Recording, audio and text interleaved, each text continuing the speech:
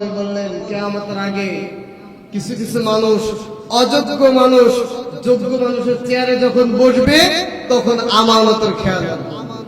আমার কথা নাকি আল্লাহ রাসূলের কথা? যারা বলেন কার কথা? আজকে বর্তমান চেয়ারে যোগ্য লোক নাকি অযোগ্য লোক? বলেন বলেন, জোরে বলেন। আর কথা বলেন, জোরে বলেন, যোগ্য লোক নাকি অযোগ্য লোক? আর জোরে বলেন। আজকে ক্ষমতার চেয়ে অযোগ্য লোক বলেই তো সালমান শাহ হত্যার বিচার করতে পারতেছে, মানে আসামির খুঁজে বের করছে 30 বছর পরে। আর আল্লামা সাঈদী আজ থেকে মরে গেছে 3 বছর আগে, তার খুনের এখন পর্যন্ত ধরতে পারে না, ঠিক কিনা? আজকে 14ই আগস্ট আল্লামা সাঈদীর কথা, এর জন্য বলতেছি যে আজকে তার মৃত্যুবার্ষিকী।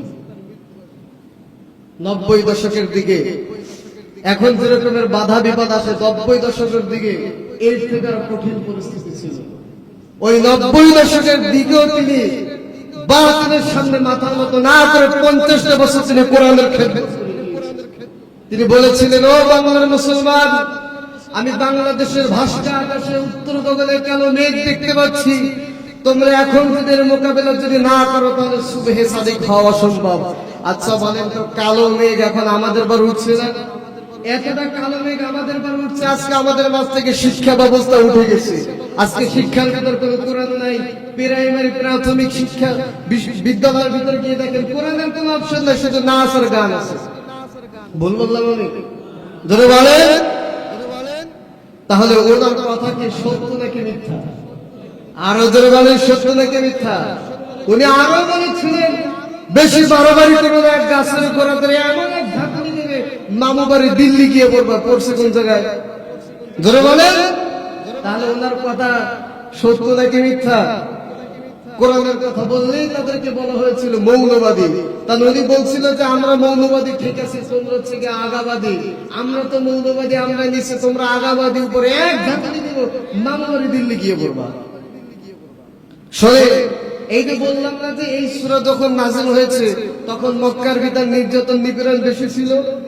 আলোচনার শুরুতে বলছি মুমিনদেরকে, ঈমানদারকে, আল্লাহর নবীকে তখন কাফেররা তখন গালি দিত। কি বলে জানেন? গলদ বলে গালি দিত, পাগল বলে গালি দিত।